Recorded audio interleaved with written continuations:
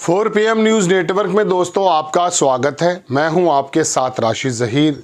महाराष्ट्र में अजीत पवार की राजनीति और उनका दल जो कि एनसीपी ही है, वो किस प्रकार से हाशिए पर पड़ा हुआ था आप अच्छी तरह से जानते हैं। लेकिन 2 बयान आने के बाद, 2 इंटरव्यू आने के बाद, नवाब मलिक का भी इसमें जोड़ लीजिए, उसके बाद स्थितियां बदल गई हैं। जहां एक तरफ चर्चा ये हो रही है कि इलेक्शन के बाद अजीत पवार नवाब मलिक के बयानों के अनुसार शायद महाविकास अघाड़ी में जा सकते हैं या महायुति यानी कि भारतीय जनता पार्टी का जो गठबंधन है उसका साथ छोड़ सकते हैं, क्योंकि साफ सुथरे लफ्ज़ों में बोल दिया कि ये बटेंगे कटेंगे राजनीति हम नहीं करेंगे, और अगर भाजपा करती है तो हम अपना दूसरा रास्ता लेंगे, यानी कि उनके साथ नहीं देंगे। ये बात आपको मालूम है। अचानक मैं आपको अजीत पवार के इस 2 बयानों की वजह से ये बताने के लिए हाजिर हुआ कि महाराष्ट्र के अंदर 20 तारीख में जब वोटिंग होगी और 23 तारीख में जो है काउंटिंग होगी, उसके बाद स्थितियां अब से ज़्यादा बदल जाएंगी। मैं आपको बता दूं, किसी का कुछ नहीं पता।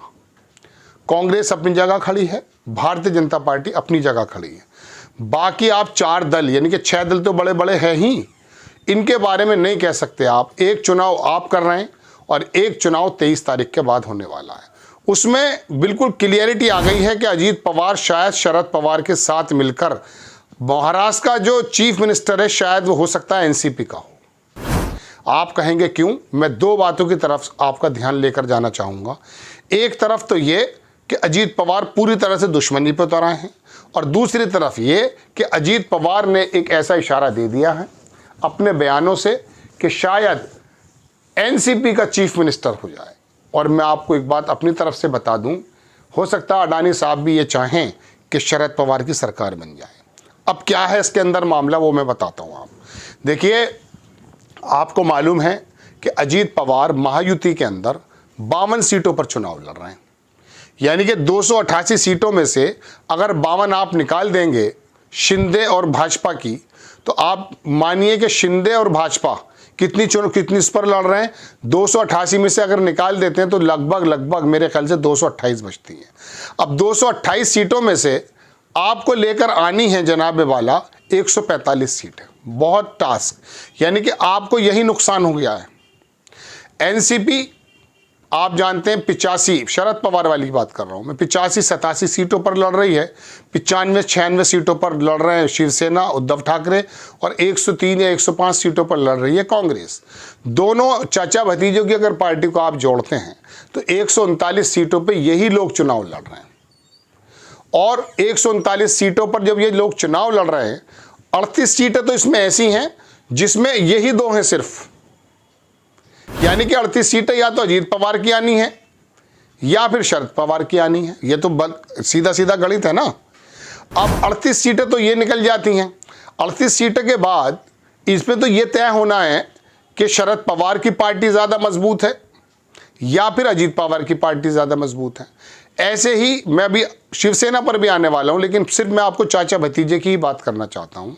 139 सीटों पर जहां पर ये कंटेस्ट कर रहे हैं, आपस में मिले भी हैं 38 सीटों पर, तो आप ये मानिए कि दोनों दलों से इन लोगों ने लगभग अगर 39 सीटें हटा दी जाएं, 38 सीटें हटा दी जाएं, 100 सीटें इन लोगों ने दोनों दलों से ले ली हैं, यानी कि दोनों गठबंधनों से ले ली हैं।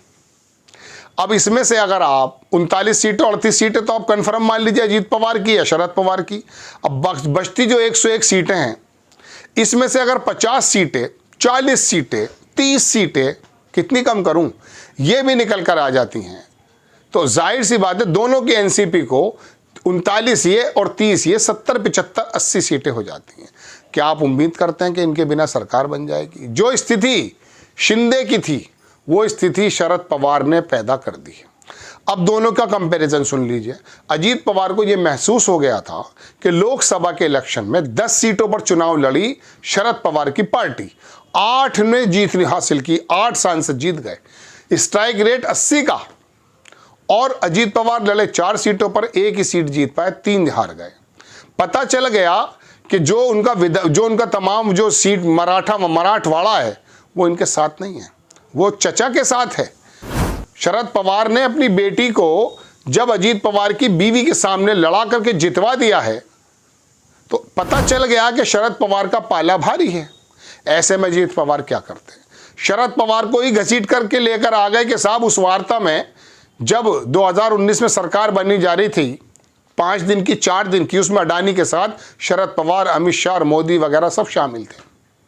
तो अब ये शायद मोदी जी का नाम नहीं लिया गालिबन, तो इसमें ये इन्होंने जो शरद पवार को घसीटा है, वजह उसकी ये है कि ये भी हो सकता है कि उन्होंने कहा कि मेरा तो वजूद ही ख़त्म होता जा रहा है, क्योंकि अजीत पवार के आगे शरद पवार ने अपने बड़े भाई के बेटे को भी लड़ा दिया।